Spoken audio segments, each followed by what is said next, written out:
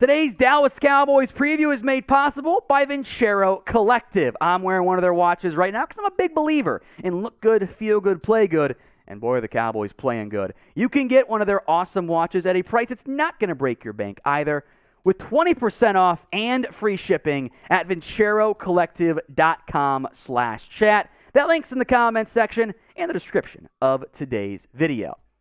It is Cowboys versus Eagles week, so just like we did against the Giants, we're bringing back a fun game. The person who types in F Chuggs the most gets a shout-out on our live watch party stream for week 6. Now, last time when we did F Marshy for the Giants, it was over 100 by one person, so that's kind of your benchmark to beat. So if you want the shout-out, spam F Chuggs for me in the comment section. It is, by far, I think, the game of the week in NFL Week 6, right? Cowboys and the Eagles. Dallas has won 4 straight games. The Eagles are the last undefeated team in the entire NFL. They were ultra-aggressive this offseason, and it's paid off for them so far.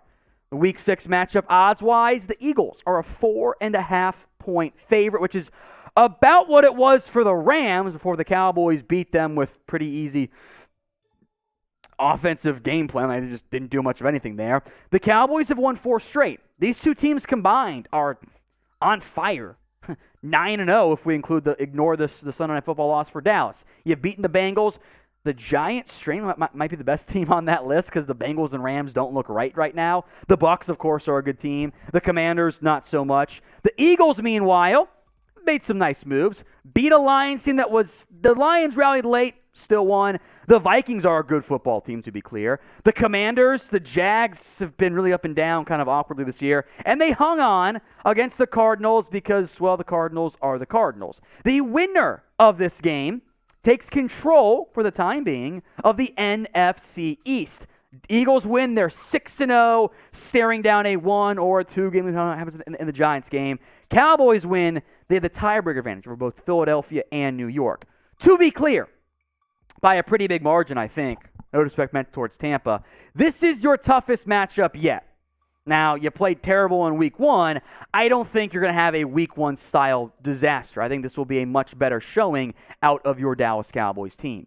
So if you want the Cowboys to win the football game, show me by liking the video right now. I want every single person to like today's video. It is proven and backed by science that if you like the video, the Cowboys are more likely to win the football game. Let's talk Dak Prescott here. The uncertainty around whether or not the Cowboys franchise QB will play.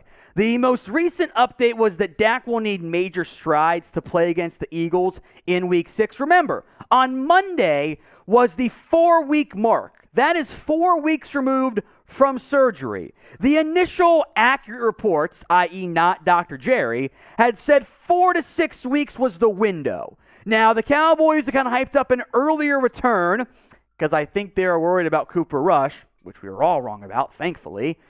So we'll see. I would wager maybe 50-50 Dak plays. The Lions game starts to make more sense for you from that standpoint of the timing.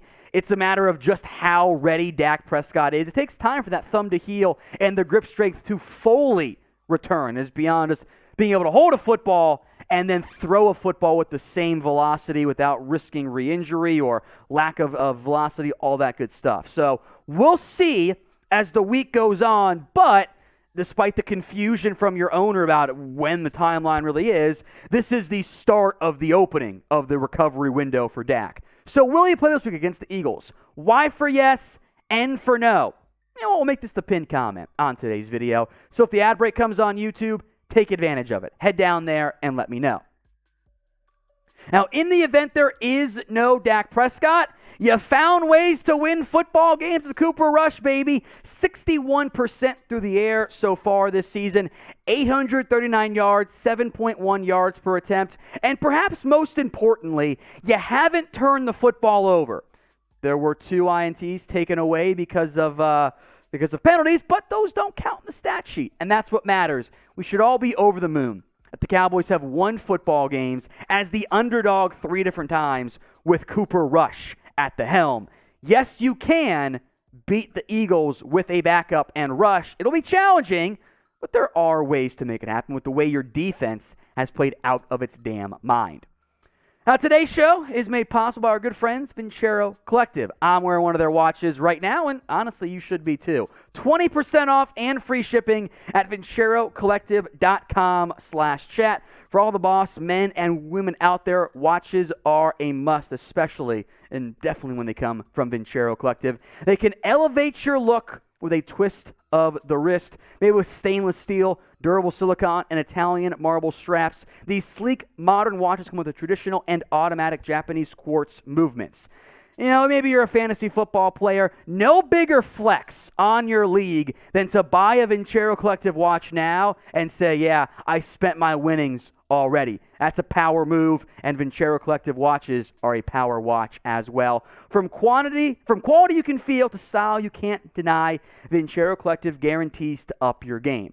They can offer the discount for only a limited time, 20% off and free shipping when you use promo code CHAT at vincerocollective.com/chat. 20% off and free shipping. Use promo code CHAT at vincerocollective.com/chat.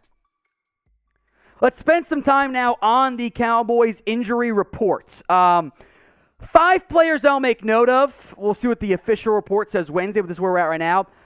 Edges, Micah Parsons and DeMarcus Lawrence. It's the groin and what was termed a non-injury coming out of the post-game for Tank Lawrence. Got collided with by David Edwards. Didn't return. Sounds fine. Micah, I bet, will be limited on Wednesday because he doesn't need reps. Like, it's fine. Be cautious there. I'll put both guys as probable. Now, Quinton Bohanna has the neck/shoulder. Did not go this week. Got a limited rep in late last week. I feel better about him being out there, but we'll see. Jason Peters, I will formally list as questionable, but it might be more of a doubtful chest injury there. Suffered late in the week, so we'll have to monitor Peters' status. I'm not feeling optimistic there. Dalton Schultz did leave the game last week with that knee injury, and then he returned, but only played like the 3 tight end packages. So he clearly wasn't right, and it was just blocked a little bit for us as the 3rd tight end. So keep an eye on Schultz. I know he returned. Not sure he's 100% though, or even that close to it. We'll keep you guys covered on the injuries for the Dallas Cowboys, and make sure you guys are subscribed. When you sub, it's more likely Dallas wins. That's why we're the #1 Cowboys YouTube channel. Hit that big red button and join us. Free videos every single day right here. YouTube.com/Cowboys TV. Let's hit our keys to victory this week. Number 1, contain Jalen Hurts. The Cowboys do a fantastic job of generating pressure, which we'll get more into here in a little bit, because that is one of the most dynamic pass rushing groups in the entire NFL. Well, it just so happens that Jalen Hurts is uniquely acquitted to make guys miss in and outside the pocket. The Hurts breakout has kind of been there, 68% almost through the air. He offers you dynamic ability on the ground. Hurts is a tough guy to wrap up. And the tricky part of this offense that's built pretty well to stop the Cowboys, they have a great offensive line. Hurts has been pretty accurate so far this year. Not perfect. Doesn't go over the middle field that much, but they found ways to get the ball in their playmakers' hands. Ensuring that Hurts does not make big plays when scrambling and avoiding pressure is a big deal from that standpoint. All right, who do you guys got? DAL for the Dallas Cowboys, PHI for the Philadelphia Eagles. I better see a ton of DALs. I'm going to be pretty upset with you guys. Get those votes in for me in the comment section. Number 2, limit the explosive plays. In the modern day NFL, i.e. 2022, teams are so focused, especially defensively, on stopping the big explosive play. And the Eagles just so happen to have 3 different pass catchers who can make those big explosive plays happen almost on a whim with way too much ease. Devontae Smith, 53 yards. Dallas Goedert, 335. A.J. Brown, 436. For reference, CeeDee Lamb has 341 this year. You can stop A.J. Brown with Trayvon Diggs. You can stop, Devonta Smith with Diggs or Brown. And then you got to stop Goddard with Jaron Curse. It's really tough to stop 3 different dynamic playmakers. Why the Cowboys' offense was so good last year, right? And you've got that mobile QB making plays with his legs too. The explosive plays, if you keep those down and make teams do the long, sustained drives, make life easier for you. And if you can get them in 3rd and long, that's when the Cowboys' defense can tee off with those pass rushers, those dynamic pass rushers. Number 3, you need a better offensive effort at some point this year, and this might be the game that it kind of has to happen. Here are their stats. This is only with Cooper Rush as the starter. 22.5 points per game, that's 15th. A bit influenced by your defense being so good and gifting you 9 last week against the Rams. You are 26th in total yards per game, 17th in passing yards per game. You're 12th in rushing yards. So again, you're making some plays on the ground at least. Only the 1 turnover. And that's a big deal for Dallas. That's why their expected points added per play, it's nerd stuff. It takes into factor every single offensive play. It's why they're positive, 0.005 per play. That is only 18th, though, in the NFL. To have 1 turnover and be 18th in expected points added and near the bottom of explosive plays is indicative of an offense that's doing enough to win games when your defense balls out. But you got to do more offensively, whether it's on the ground, through the air, whatever, to have a better chance of beating the Philadelphia Eagles. I will get to my score prediction at the end of today's segment. But I want you guys to predict it for me first and foremost. So head down there and predict the score for me in the comments section. Number 4, protect your quarterback, whether it's Rush or Dak Prescott if he is back, which again I don't think is going to happen here. The O-line did not have their best showing against the Rams. Tyler Smith got beat up pretty bad. So did Connor McGovern. Although it's Aaron Donald, so that kind of makes sense that Aaron Donald beats those guys. I ain't too mad about that one. Although I might whisper this a little bit. Zach Martin hasn't been a Hall of Fame Zach Martin this year. Still a great player.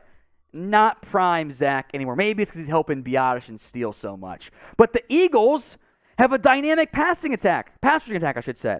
Hassan Reddick has played great, 4.5 sacks here. Brandon Graham, we know how good he is. Fletcher Cox. Josh Sweat is like the king of pressures that aren't always sacks, but he generates so much pressure. When you're in passing downs there, Hassan, Brandon, Fletcher, Josh, that's impactful from that standpoint. Then you throw in linebacker TJ Edwards and Javon Hargrave. That's a very dangerous front for Philadelphia. That team, Philadelphia's a great football team, guys. Let's not get it twisted. They're awesome. You got to play your A game to beat them. You should also play the underdog card. The Cowboys, and Mike McCarthy gets the credit here, have done a fantastic job of playing this card. We're nobody's underdog is what McCarthy sold his team, and they've all bought in. The no one believes in us card is the number 1 card a coach can play. You can't always do it. And normally if you're Dallas, you can't because you're normally favored in games. Not been the case this year.